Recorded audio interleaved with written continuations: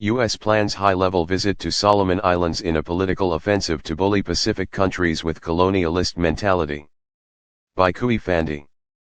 A high-level visit to the Solomon Islands led by U.S. Deputy Secretary of State Wendy Sherman and newly appointed U.S. Ambassador to Australia Caroline Kennedy has reportedly been set for August, as more South Pacific countries display friendly cooperation with China.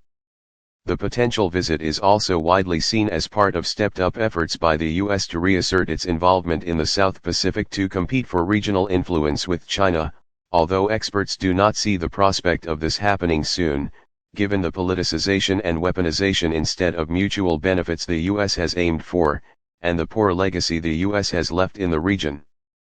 Caroline Kennedy, daughter of former U.S. President John F. Kennedy, was sworn in as U.S. Ambassador to Australia on June 10 and arrived in the country to take up her post on Friday, ending an 18-month vacancy for a U.S. ambassador to one of its closest allies. Kennedy will soon be on a visit to the Solomon Islands with Sherman, and meet with senior officials to highlight the enduring relationship between the U.S. and Solomon Islands, Reuters reported on Monday. The U.S. also plans to re-establish its embassy in the Solomon Islands, according to Reuters, which was closed in 1993 after the U.S. downgraded its diplomatic presence in the country. After many countries in the South Pacific region gave friendly signals to China and signed cooperation agreements, the U.S. seems to be trying to eliminate the positive influence and practical help China has provided to the South Pacific, a region that is the focus of the U.S. newly released Indo-Pacific strategy.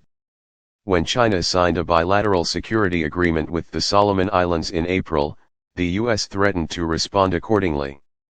That response is expected to be part of the conversation during Sherman and Kennedy's visit to the Solomon Islands.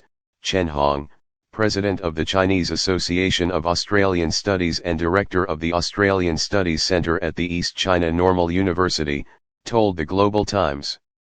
The U.S. is likely to conduct a political offensive to bully Solomon Islands officials and support some anti-China political forces, media, and non-governmental organizations, Chen said. This is the usual U.S. ploy to create political pressure within other countries. The new U.S. Pacific Islands Initiative is a highly politicized and highly weaponized strategy that does not serve the interests of local people, but uses the South Pacific as a tool with a colonialist and imperialist mentality, he said. Unlike the U.S., the projects that China has invested in building are clearly showing positive results to all residents, Chen said. The local people and leaders are very aware of its essence, Chen said. They will exercise political wisdom and independence to defend their own interests. Chen also noted that the U.S. nuclear tests previously conducted in the South Pacific caused great harm to the region, and that many residents are still negatively affected today. Their lingering negative feelings toward the U.S. could also affect U.S. attempts to re-engage in the region. The visit to the Solomon Islands could be the beginning of a series of U.S. moves in the Pacific, as Kennedy's arrival is an important symbol of U.S. ambitions to make a comeback in the South Pacific, experts also noted. It's clear from Kennedy's actions right after she took office that she is on a mission that goes beyond just being ambassador to Australia, Chen said. Through her, the U.S. hopes to increase the divide between China and Australia and undermine cooperation between China and countries in the South Pacific. Kennedy served as U.S. ambassador to Japan before being appointed to Australia. Moving the former ambassador through the North and South Pacific is an important shaping for the U.S. Indo-Pacific strategy, Chen said. Kennedy has experience working in Japan and understands the Asia-Pacific region.